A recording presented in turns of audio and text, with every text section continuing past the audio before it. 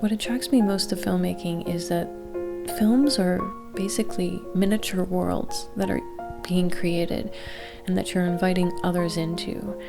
And I've watched films my whole life, and I always enjoy that kind of escape, that sort of entry into another small world for a while. I am also just really drawn to visuals and moving images, and I like to create them, and I like how light works with sound. And so it's kind of both being someone who's watched films and really enjoys what that does to someone, but also becoming a filmmaker allows me to try to create these small worlds for people to enter. Well, the kinds of films I watch most often are under the broad category of independent or foreign films, art films.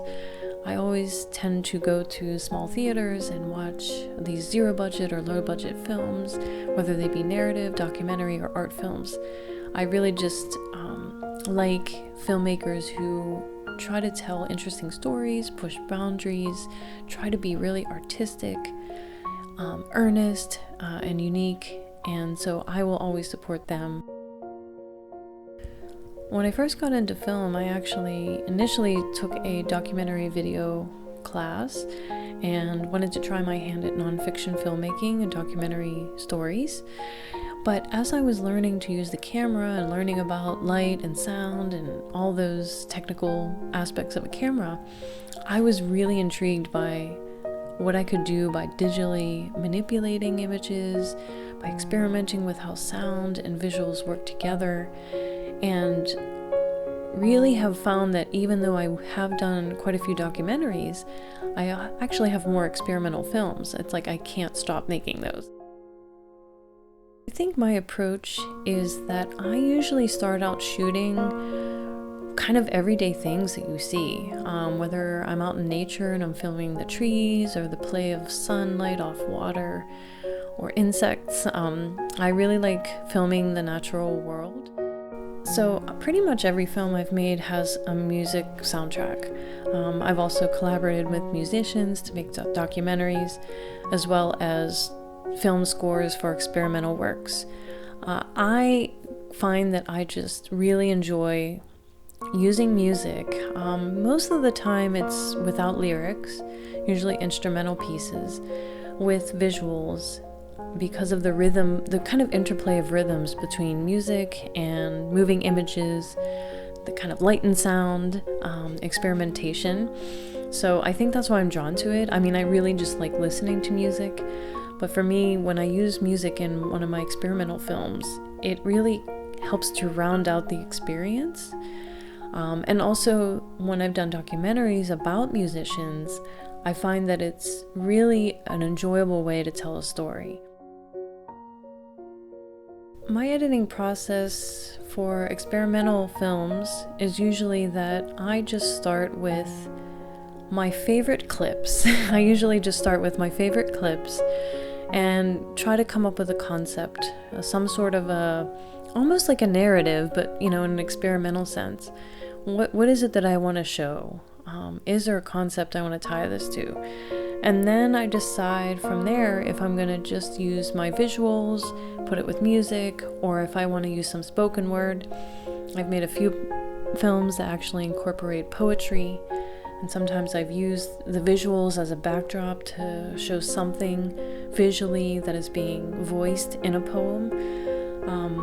Otherwise, I might have an idea of some sort of a concept I want to convey.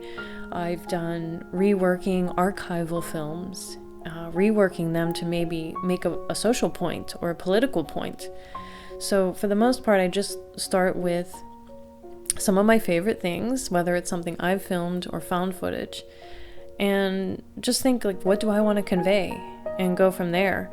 For the most part, the process really follows that, but sometimes if I want to incorporate music or spoken word, obviously that's going to be brought into the process relatively early on, and then I kind of build things where there's like a dialogue between my visuals, the music, or the voiceover, and just kind of let it flow and let things go through at that point.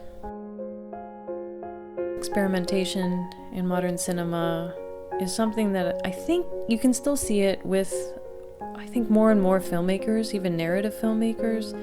You can see it coming through in independent films, whether or not the filmmaker actually embraces being an experimental filmmaker. I think with the capabilities and accessibility that we have to, use digital methods, as well as going back to using, analog film, using Super 8 and experimenting with that and using both together. There's a lot of room still to experiment in modern cinema.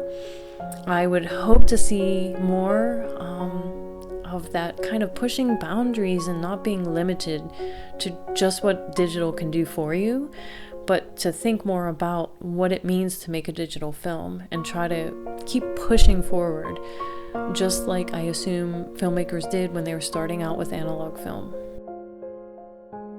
So I started doing filmmaking in Pittsburgh, Pennsylvania, and there was a group of filmmakers kind of loosely around, but I never really found a community that I could be a part of. At least as far as experimental film. I had an idea of starting some sort of experimental film collective, would reach out to people, and there would be some interest, but then it just never seemed to materialize.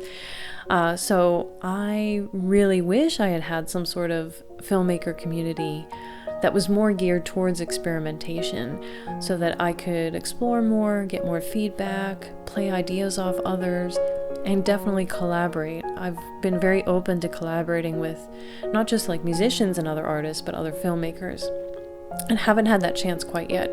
So my hope is that in the future I will find some sort of community, whether it be virtually or in person, where I can, explore just beyond, because I think that artists, we don't exist in a vacuum. Our art doesn't exist in a vacuum.